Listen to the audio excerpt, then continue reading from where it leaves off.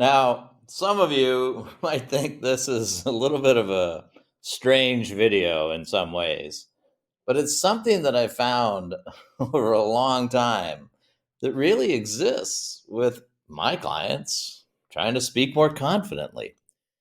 And I've asked this question, why do my clients hide their hands for the first 6 months of working with me? Are they holding secrets? Or maybe snacks they have in their hands? What if I told you that moving your hands could really change the way you speak English? Sounds strange, but it really works. When I meet new clients online, I rarely see their hands. I really don't. It's like their hands are glued to their seats. But when I make a video, as you see, my hands are everywhere. And trust me, it's not just for show. Here's what happens when my clients start moving their hands. They become more confident, more expressive, and their English starts to really flow.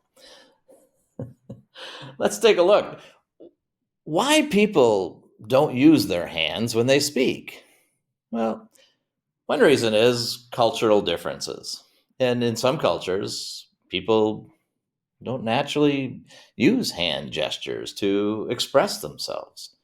And for non native English speakers, it really might feel awkward or weird using their hands when they speak English and they don't do it in their native language.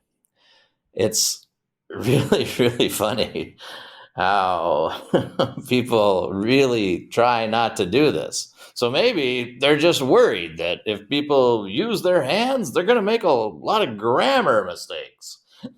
Of course, that's not true, but it almost feels like that. And for years, I've made a joke. Many people have made this joke that says, how do you make an Italian person not speak? Have them sit on their hands. You ever try to see an Italian person speak without their hands? It sounds like, and they can't do it. Italians are famous for using their hands to speak so expressively, so beautifully. I love Italy. I can't wait to visit again. And I love Italian people. But it's so true. You never see an Italian person speaking like this. It doesn't happen. And that's why they speak so beautifully. And it's really true. So, what are the reasons why we use hand gestures when we're speaking? Well, I think that hand gestures really help because it helps you emphasize key points that you're making. Maybe first and second and third, or whatever it might be, but you're able to emphasize those key points. And second, it helps you really organize your thoughts. So as you're going through and you're emphasizing certain points, but you can organize like, okay, this is the first section that we're getting to, and this is the next section, and then this is our final section over here. And you can organize your thoughts really well. And probably the biggest thing is trying to connect and get your audience to feel something. And I've made many videos about trying to get your audience to feel something.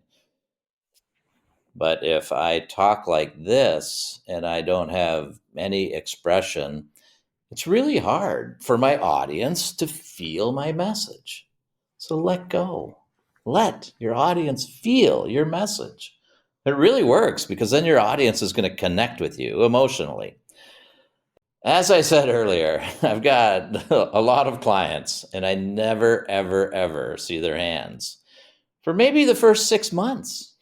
And I'll tell the story of one of my clients. And this happened a long time ago. We're working online during just a normal coaching session, private coaching session. And this person got a phone call. And this phone call was in their native language. So they said, okay, hold on. And they put me on hold. So they turned the audio off, but left the camera on, and I could see what was happening as they're having this phone conversation.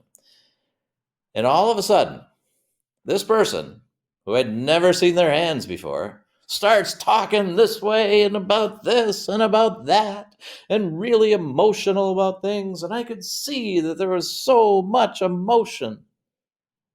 I couldn't hear their words. I knew they were speaking in their native language. But as they were speaking with passion and they had some message they were delivering, their hands were everywhere. So they hung up the phone, came back on the call with me, and I explained this. And they laughed with me and laughed and laughed, and for a good reason. And so I started asking them to say, okay, speak English like this. Add some emotion. Let me see your hands. And at first it's strange because you never did this before. It's always been like this, and I hope I don't make mistakes. And when you bring your hands out, you're free and you're able to start speaking.